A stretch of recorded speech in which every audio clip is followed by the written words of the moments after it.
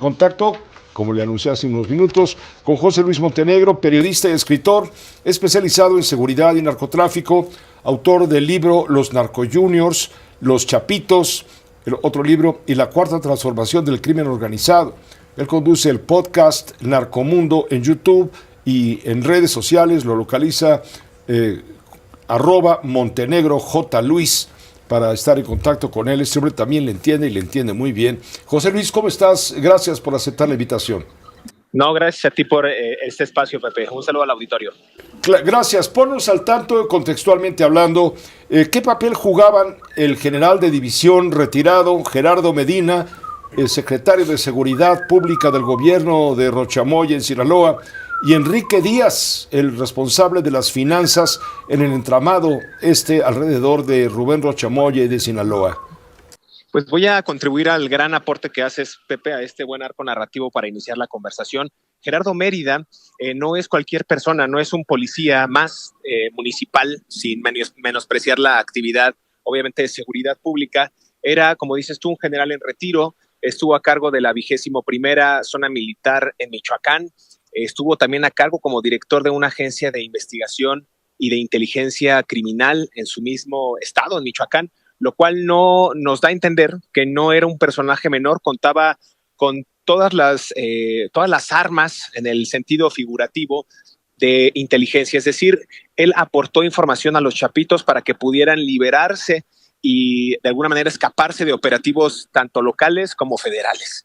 Dadas las condiciones de su gran envergadura como personaje castrense, pues también les otorgó planes de logística a los chapitos para que pudieran traficar drogas y adquirir los precursores químicos con los que fabrican el fentanilo, pues procedente de Asia y de Europa. Eso también lo pudo hacer el propio Gerardo Mérida, porque tenía conocimiento de cómo llegaban a estas rutas y toda la logística se pudo lograr gracias a su conocimiento militar. Y finalmente, Pepe, pues el propio Gerardo Mérida habría estado involucrado en diferentes actos y protección a la cúpula más baja, digamos, de la seguridad pública. Gerardo Mérida también coordinaba los esfuerzos.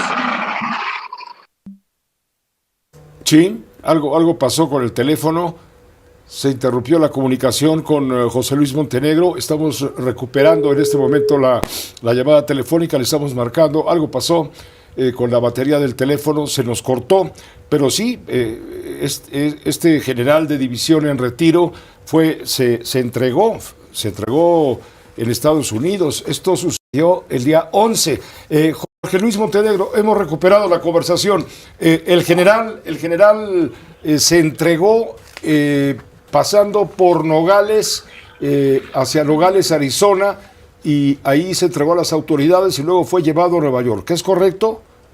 Es correcto, se entrega el pasado 11 de mayo, Pepe, en este cruce fronterizo que ya es característico de los narcotraficantes mexicanos, en el puente de Denis de Concini. Recordar y dar contexto al auditorio que en 2017 se entregó uno de los hijos del Mayo Zambada ahí a modo de acuerdo de culpabilidad, tuvo una sentencia más laxa y pudo obtener beneficios legales. Ahora, emulando las prácticas mafiosas de los narcos, pues ahora los narcopolíticos, como les denominan, pues también en el caso de Gerardo Mérida se acogió a este sistema. No fue una captura como se hizo ver en medios de comunicación y algunas versiones extraoficiales. Él fue el que se adelantó y se anticipó a este probable acuerdo de culpabilidad. Ahora bien, déjame plantearte una pregunta, Pepe. Si el secretario de Seguridad, que es el ex secretario de Seguridad, que era uno de los más cercanos al propio Rubén Rocha Moya, se entregó, ahora vemos que el propio secretario de Gobierno, que está ausente, por no decir prófugo, hoy senador de la República, Enrique Insunza, pues ¿qué sabrá de las posibles conexiones de Rubén Rocha Moya con los Chapitos y el cártel de Sinaloa? En el otro bando también recordar, en una noticia que circuló hoy por la tarde, pues se entrega el secretario de Finanzas, Enrique Díaz Vega. Se había dicho primero, José Luis, que Enrique Díaz había sido detenido en Europa y trasladado a Estados Unidos. No sé qué tan real sea esta versión.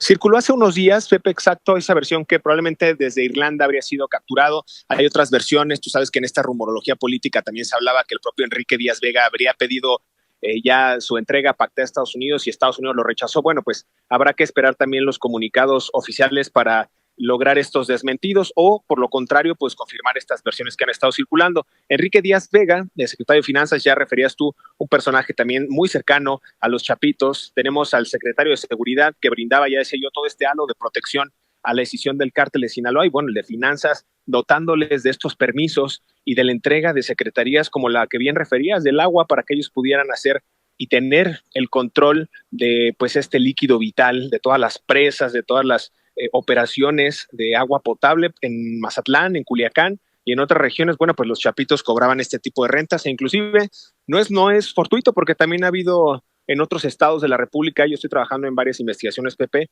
en las que parece una práctica común entregar la Secretaría de Obras, la Secretaría del Agua, las propias Secretarías de Seguridad a manos del crimen organizado, a modo de pues un regalo o un obsequio por haberlos financiado durante campañas políticas intermedias o pues ya las federales. José Luis Montenegro, ¿hasta dónde crees que va a llegar esto? Ya estamos viendo la acción práctica. Lo que ellos estaban pidiendo era la detención con fines de extradición de 10 funcionarios y exfuncionarios del gobierno de Sinaloa, encabezados por el propio gobernador. Ahora estamos viendo que de los 10, 2 ya se entregaron a la justicia de Estados Unidos, se tendrán que someterse a proceso y tendrán obviamente que mostrar su no culpabilidad, tendrán que defenderse. Pero ¿qué pasa con los otros 8? ¿Hasta dónde crees tú que pueda llegar esta respuesta de la justicia estadounidense, en este caso verdaderamente escandaloso? Pregunta número 1. Pregunta número 2 y conjunta, ¿cómo queda el gobierno de México ante todo esto? Pues ahora sí, junto con pegado, Pepe, mira, tú decías tienen una opción, descartar o, pues sí, de alguna manera desprender su presunta culpabilidad de estos hechos delictivos. Eso es una. Declarar ante las autoridades norteamericanas, en este caso la Corte del Distrito Sur de Nueva York, que no pertenecieron a este grupo criminal y que no apoyaron a los Chapitos, o por el contrario, acogerse a este sistema de testigo protegido y dar información que conduzca al arresto de las demás personas. Los 8 que faltan, y los 2 principales, que son precisamente Enrique Insunza, senador de la República, y el gobernador con licencia de Sinaloa, Rubén Rocha Moya, pues deja muy mal parado al gobierno de México. ¿Por qué? Porque la presidenta de México, Claudia Sheinbaum, ha insistido en la frase redundante en cada una de las conferencias del pueblo: pruebas, pruebas y más pruebas. ¿Qué más pruebas quieren en el gobierno federal, Pepe? Si no es los dichos y las ahora entregas voluntarias de los propios socios de los criminales del cártel de Sinaloa. Por este mismo aparato jurídico, por este mismo método de imputación de cargos de conspiración por tráfico de drogas, por uso de armas, inclusive el secuestro por ahí de un agente encubierto de la DEA, solamente con los dichos han podido enjuiciar a otros narcotraficantes y narcopolíticos como Genaro García Luna, quien recibió más de 35, 37 años de cárcel, lo cual ahora nos indica que lo que sigue es realmente la apura a la propia presidenta, al propio gobierno federal, que ya entreguen de una vez por todas a estos personajes. No están apelando a una cuestión de soberanía nacional, Pepe. Están el gobierno de Estados Unidos exigiendo que se acojan a este tratado de extradición y que respeten las leyes norteamericanas y mexicanas que en su conjunto han elaborado para el combate a las drogas. José Luis Montenegro, tú que estás tan cerca de todo esto, ¿cómo ha impactado el efecto Rocha Moya, por llamarlo de alguna manera, a lo que significa esto de los 10 mencionados? ¿Cómo ha afectado en la guerra, la narcoguerra en Sinaloa? Al parecer los derrotados están siendo los Chapitos, quienes ya incluso están buscando la forma de entregarse también a Estados Unidos, reconocer ciertas áreas de culpabilidad para que les impongan sentencias menores, y los mayos estarían ya superando a los Chapitos. ¿Cómo está la cosa por ahí? Sí, fíjate que de acuerdo con todas estas investigaciones que han salido, las filtraciones y demás cuestiones de seguridad, Pepe, los Chapitos ahora, como bien refieres, están a un paso, yo diría que con un pie en Estados Unidos, en el caso de Iván Archibaldo y de Jesús Alfredo Guzmán Salazar.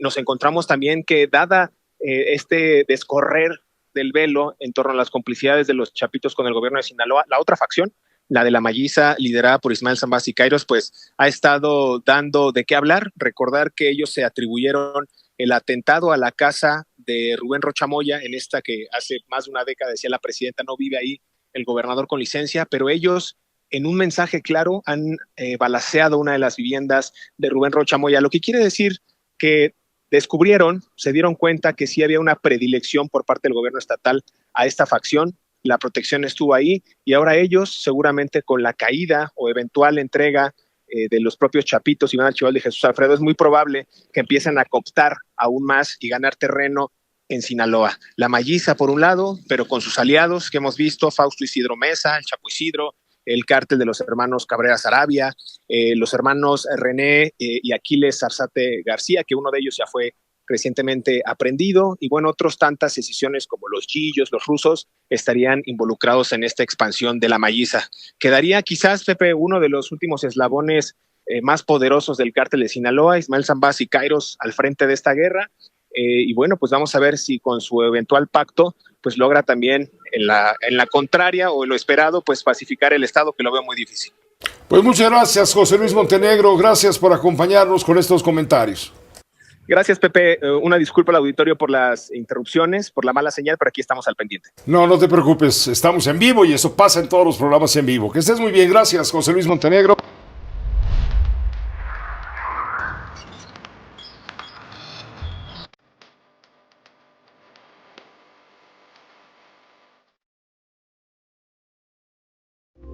Esta fue una producción de Grupo Fórmula. Encuentra más contenido como este en radioformula.mx.